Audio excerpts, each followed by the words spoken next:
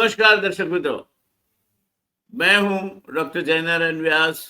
आप देख रहे हैं खबरदार। दोस्तों, गत 3-4 दिन से जंतर मंतर पर विद्यार्थी आंदोलन चल रहा था। वो विद्यार्थी आंदोलन को सपोर्ट करने के लिए लद्दाखी गांधीयन नेता सोनम वांगचुक भी वहां विरोध प्रदर्शन पे भूख अनशन पर बैठे थे। उन्होंने उपवास धरना शुरू किया था। 18 दिन के बाद उनको मेदांता हॉस्पिटल में ले जाया गया।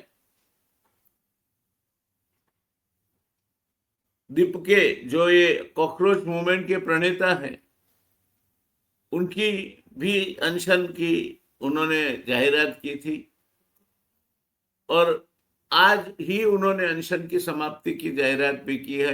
इसके पहले सोनम वांगचुक अपना अनशन समाप्त कर चुके हैं। इस पूरे मसले को लेकर बड़ी बेरहमी से पुलिस ने लाठीचार्ज और रबर बुलेट और टीयर गैस प्रयोग तक विद्यार्थी आंदोलन को जंतर मंतर से बिखेरने के लिए किया था। मगर आंदोलन बढ़ता जा रहा था। उतना ही नहीं, हर राज्य में वो फैलता जा रहा था। युवा उसमें जुड़ते जा रहे थे। ये आंदोलन के चलते हुए एलओपी श्री राहुल गांधी ने मांग की थी कि हम इस आंदोलन को समर्थन करते हैं और उन्होंने शिक्षा मंत्री धर्मेंद्र प्रधान की तात्कालिक बर्खास्ती, स्टूडेंट और युवा पर जो पुलिस अत्याचार हुए उसके लिए जिम्मेवारों के सामने कार्यवाही और प्रधानमंत्री मोदी युवाओं की और देश की माफी मांगे, जैसे 3 मुद्दे उपस्थित किए थे। उसके बाद ही इस पर चर्चा की जा सकती है। ये बात राहुल गांधी ने सामने रखी थी। इसके बाद डॉक्टर मुरली मनोहर जोशी, जो भारतीय जनता पार्टी के मार्गदर्शक मंडल के एक सीनियर सदस्य हैं, 92 वर्ष की उनकी उम्र है, एचआरडी और शिक्षा विभाग के यूनियन मिनिस्टर वो रह चुके हैं अटल जी के साथ।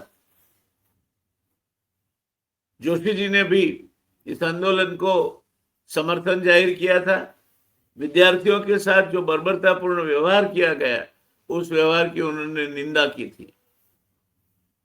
ये बढ़ते हुए समर्थन और उसके सामने जो रोष बढ़ता जा रहा था युवाओं में और आगे चल के पूरी जनता में, इसके चलते हुए आखिर भारत सरकार को झुकना पड़ा है।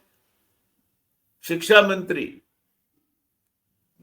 भारत के शिक्षा मंत्री, union cabinet minister for education Shri Dharmendra Pradhan का इस्तीफा हुआ है और इसी तरह एक सबसे बड़ा पात्र जो नीट के पेपर लीक से जिसकी विवाद की शुरुआत हुई थी और जिसके सामने लोगों का गुस्सा बढ़ता जा रहा था, छात्रों का गुस्सा बढ़ता जा रहा था, युवाओं का गुस्सा बढ़ता जा रहा था, वो अत्यंत विवादास्पद परिस्थिति और एक ऐसा कहा जाए कि आंदोलन के जरिए खड़ी हुई भारतीय जनता पार्टी की दिल्ली की जो गठबंधन की सरकार है, उसके सामने भी जो चुनौतियां शायद खड़ी हुई, ये सबको मद्देनजर रखते हुए उन्होंने इस्तीफा दिया है।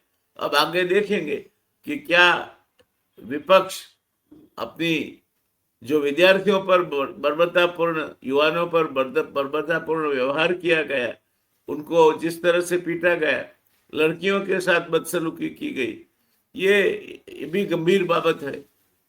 इसके लिए जो लोग जिम्मेवार हैं उनके सामने भी कार्रवाई की मांग विपक्ष की ओर से की गई है और भी तबकों से इस तरह की मांगे उठी है, तो भारत सरकार को इस बारे में भी कुछ करना होगा। प्रधानमंत्री ने पेपर लीक के लिए फास्ट ट्रैक कोर्ट की भी जाहिरात की है, शायद वो भी अस्तित्व में आ जाएगी।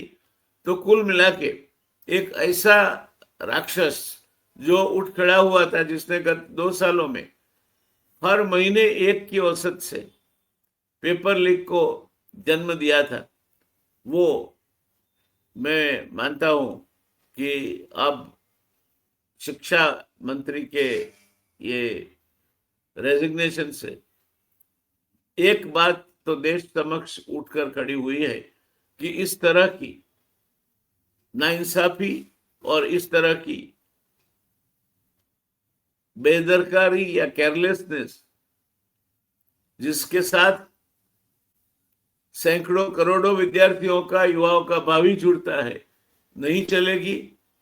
परीक्षाओं के पेपर रूटीनली लीक होते जाए, नहीं चलेगा, बर्दाश्त नहीं किया जाएगा और पुलिस बर्बरता भी बर्दाश्त नहीं की जाएगी।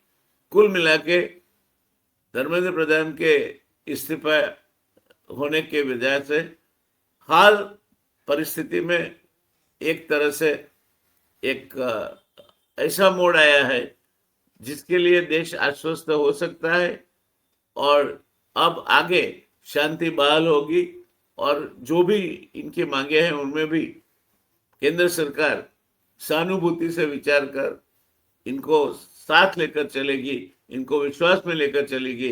राहुल गांधी की जो बात थी चर्चा के लिए, मैं मानता हूं कि अब वो हो सकेगी। तो दोस्तों, ये थे आज के अभी के ब्रेकिंग न्यूज जो अभी अभी हमारे तक पहुंचे हैं। हमने आपके लिए, हमारे खबरदार चैनल के दर्शकों के लिए आपके सामने रखे हैं। धन्यवाद। मैं हूं डॉक्टर जयनारायण व्यास, आप देख रहे हैं खबरदार। देखते रहिए खबरदार।